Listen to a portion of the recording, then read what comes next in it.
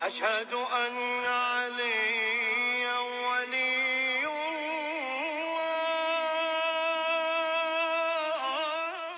देखें, इसमें हजरत उमर कहते हैं कि आप हमें रसूलुल्लाह के बाद सबसे बढ़कर अजीज हैं। तो हजरत फातिमा कितनी मोहब्बत करते थे हजरत फातिमा के साथ हजरत उमर।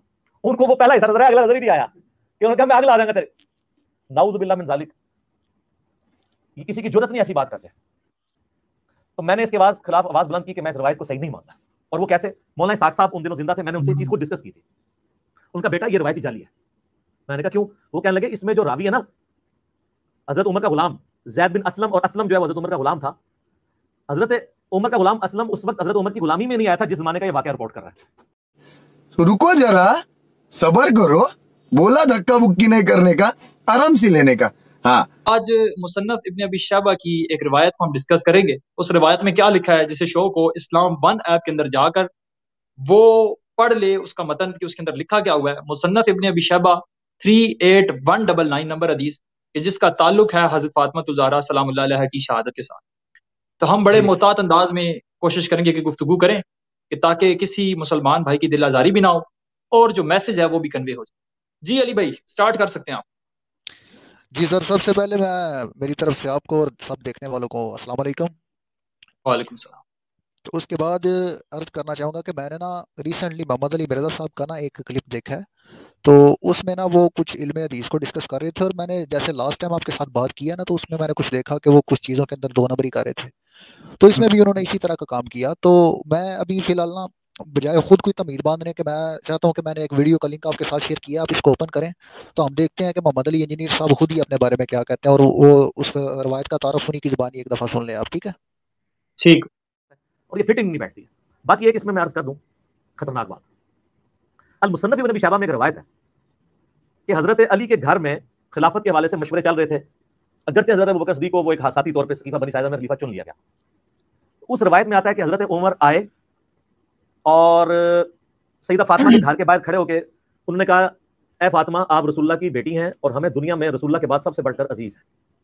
लेकिन मुझे पता चला है कि ये जुबैर और अली और अंसार मदीना आपके घर में मशवरे करते हैं आके खिलाफत के हवाले से, जबकि आपको पता है कि हजरत अबू बकर को खलीफा चुन लिया गया है। आप लोगों ने बैत नहीं किया, वो आपका अपना हक है। लेकिन इस वजह से मुसलमानों की अगर आप जमीयत को तोड़ेंगे तो मैं आपको वार्न करने आया हूँ कि आंदा मुझे अगर ऐसी इतला मिली तो मैं आपके घर को आग लगा दूंगा। ये रवायत है मुसन्नफ इब्न अबी शैबा में। उससे बड़ी बदबख्ती है कि बाद सुन्नी उलमा इस हदीस को सही भी समझते हैं। हमारे जेलम शहर में ना शेख जुबैर अली साहब के नाफरमान शागिर्द गुलाम मुस्तफा ज़हीर साहब हफिज़हुल्लाह तआला मिनल जिन्नति वन नास, उन्होंने बकायदा सुन्ना रिसाले में इस हदीस का दिफा किया। और उनका अगर कोई इस हदीस पे ये कहेगा ना कि इस हदीस से तो हजरत उमर के बारे में ये मसला खड़ा हो रहा है, और बुखारी मुस्लिम हदीस है जिसने फातिमा का दिल दुखाया उसने मेरा दिल दुखाया, और कुरान की आयत है जो अल्लाह उसके रसूल को अज़ियत देते हैं, इन्नल्लज़ीना युज़ूना अल्लाह व रसूलहु लअनहुमुल्लाहु फिद दुनिया वल आखिरह।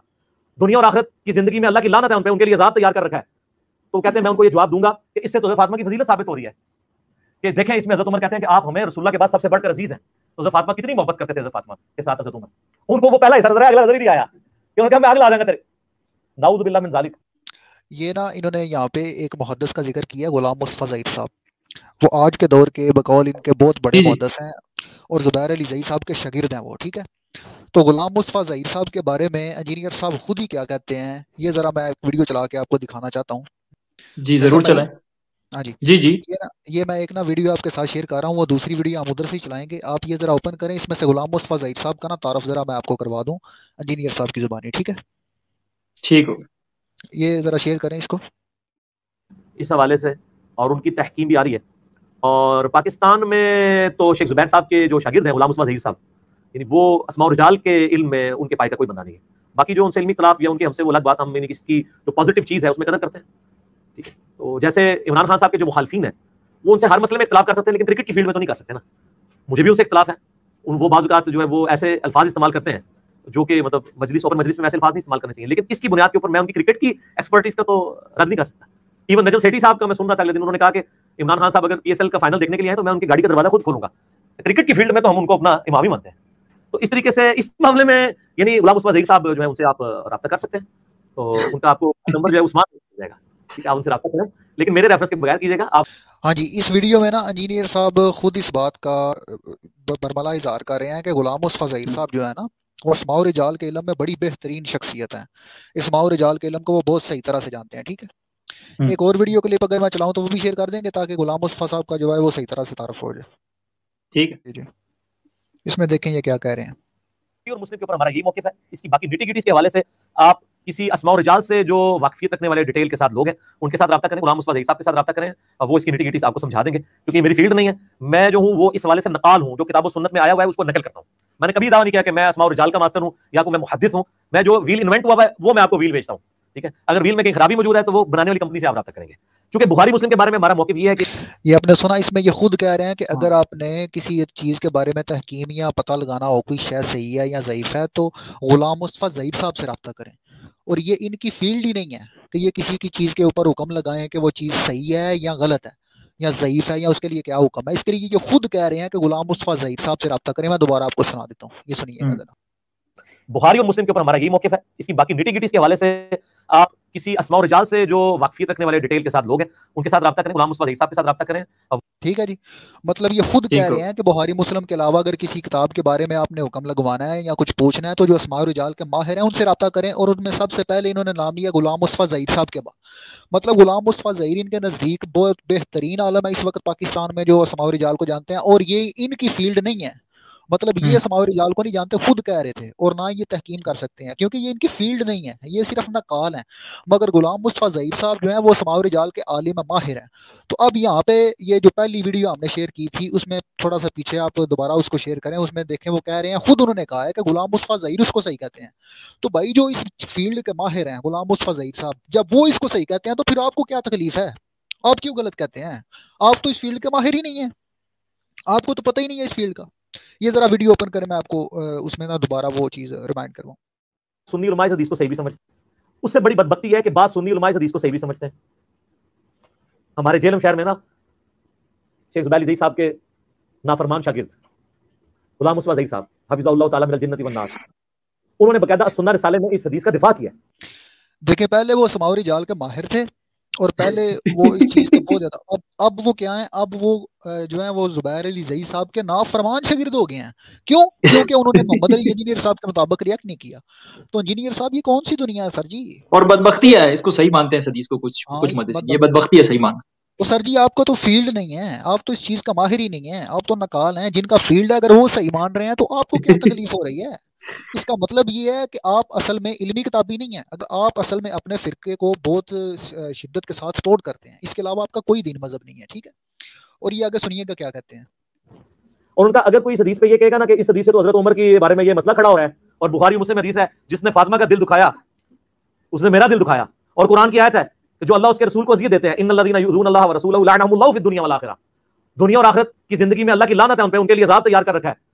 तो कहते हैं मैं उनको ये जवाब दूंगा कि इससे तो हज़रत फातिमा की फजीलत साबित हो रही है कि देखें इसमें हज़रत उमर कहते हैं कि आप हमें रसूलुल्लाह के बाद सबसे बढ़कर अजीज हैं। तो हज़रत फातिमा कितनी मोहब्बत करते थे हज़रत फातिमा के साथ हज़रत उमर, उनको वो पहला हिस्सा नजर आया, अगला नजर ही नहीं आया कि उन्होंने कहा मैं आग ला देंगे तेरे। नाउज़ु बिल्लाह मिन ज़ालिक, ये किसी की जुर्रत नहीं ऐसी बात करते। ठीक है जी, अब वो नऊज़ बिल्लाह मिन ज़ालिक किसी की जरूरत नहीं कोई ऐसी बात कर जाए। पहले सारा कुछ ठीक था, ज़ुबैर अली ज़ई साहब अस्मा और रिजाल का माहिर थे, ये थे वो थे फलां थे टमकान थे, सारा कुछ थे, ठीक है। अगर किसी को किसी हदीस के बारे में तहकीम लगवानी है, हुक्म पूछना है तो वो जाके ज़ुबैर अली ज़ई साहब के शागिर्द से वो गुलाम मुस्तफा ज़हीर साहब से पूछे। और अब गुलाम मुस्तफा ज़हीर जो है वो जब इस रवायत के बारे में कलाम कर रहा है, सही कह रहा है, तो अब गुलाम मुस्तफा ज़हीर जो है वो ज़ुबैर अली ज़ई का निहायत ही नाफरमान शागिर्द है और पता नहीं क्या क्या है। ये आपने खुद सुन लिया इंजीनियर साहब की ज़ुबानी, मुझे दोहराने की जरूरत नहीं है। चलिए आगे सुनते हैं कि क्या वजह है कि क्यों इंजीनियर साहब को ये रवायत हज़म नहीं हो रही, ठीक है। वो अभी इन्हीं की ज़ुबानियाँ सुनते हैं तो देखते हैं फिर आगे क्या होता है। तो मैंने इसके खिलाफ आवाज बुलंद की कि मैं इस रवायत को सही नहीं मानता।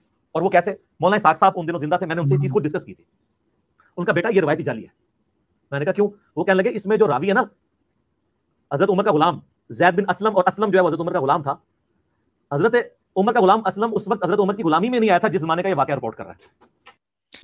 इसका मतलब है कि अहले सुन्नत के अंदर एक इल्म हदीस की रोज से एक ये भी असूल होना चाहिए कि सिर्फ उस रावी की हदीस कबूल है जो हजरत उमर की गुलामी में आया हो, ठीक है। और एक और बात मैं आपको बताता हूँ, एक छोटी सी मैं आपके साथ ना एक चीज शेयर करता हूँ, आप उसको जरा शेयर करें। जी मैं करता हूँ। मैं ना इस जिनके बारे में ये कलाम कर रहे हैं ना असलम अदवी के बारे में, उनका थोड़ा सा तारफ आपको करवाना चाहता हूँ कि वो है कौन। हाँ जी, ये किताब है मारिफतुस सहाबा अबी नईम अल असफहानी। इस मारिफत सहाबा में आगे आगे देखें, ये असलम मौला उमर इब्न अल खत्ताब, ये हजरत उमर रज़ी अल्लाह तआला अन्हु का गुलाम है असलम, ठीक है। ठीक है तो इसके बारे में ये देखें क्या लिखा हुआ है। अदरा का अय्याम नबी, इसने नबी अलैहिस्सलाम के जमाने को दरक किया है। ठीक है, ठीक ठीक ठीक ठीक। तो इसका जिक्र कौन सी किताब में है? मारफतुस साहबा में। मतलब अबू नईम अस्फहानी इनको साहबी रसूल गिनता है। ठीक हो गया, बेहतरीन, क्या तो बात साहबा है। तो आदल होते हैं भाई जी। अब किधर गई डालते साहबा।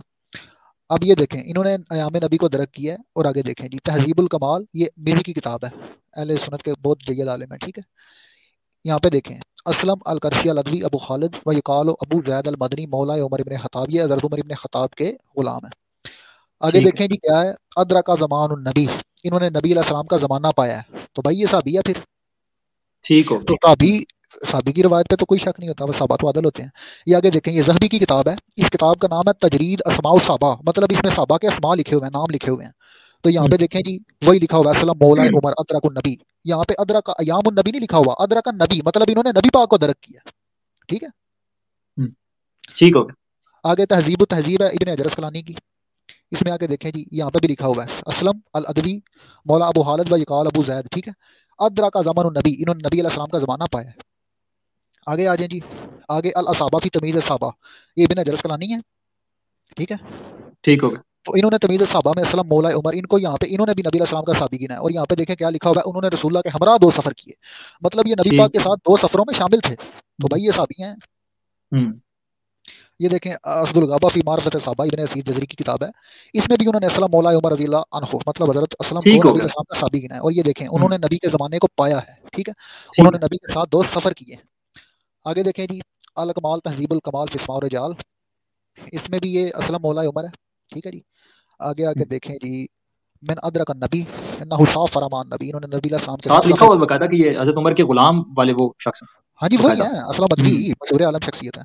ये देखें, मौला असलम हजरत अल उमर, ठीक है। शकी अल इमाम अबू जैद का करशिया। और ये ऐन है, ऐन का मतलब है बुखारी मुस्लिम अबू दाऊद इब्न माजा, जितनी भी 6 की 6 किताबें हैं, सब में इनकी रवायात मौजूद है। अच्छा, इस गुलाम की रिवायात मौजूद है इन किताबों के अंदर। जी ओह, अच्छा अच्छा अच्छा अच्छा अच्छा अच्छा। जी जी। तो अब एक और मैं आपको चीज दिखा दूं, आ गई है।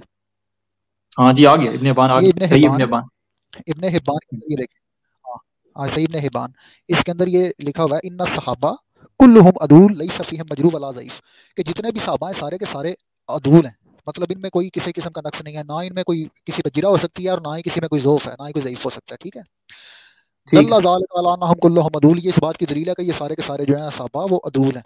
ठीक है, तो ये देखें आगे, ठीक ठीक उर्दू में ठीक इसका ठीक। तर्जुमा भी हुआ हुआ है कि इसकी वजह यह है कि तमाम सहाबा कराम इमाम सरदार कायदुल आदल है। अल्लाह ताला ने नबी करीम के सहाबा कराम को इस चीज़ से महफूज रखा है कि इनके साथ ज़ौफ लाहक हो, सहाबा में कोई ज़ौफ नहीं है। ठीक है, अल्लाह सहाबा ठीक फी हो। तमीज़ सहाबा इब्न जरसलानी है, ये भी कह रहे हैं क्योंकि तमाम के तमाम सहाबा आदिल हैं। ठीक है, सहाबा में अदालत है भाई। आगे तबकात शाफिया शाफिया सुबकी की, तो इसमें देखें जी, यहाँ पे भी इन्ना सहाबा कुल्लुहुम अदूल, ये सारे के सारे सहाबा जो हैं आदिल हैं।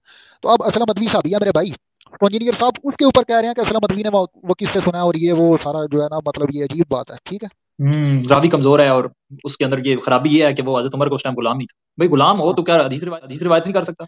अजीब सी बात मतलब है, ये अली भाई को समझ नहीं आई इस मंतिक की।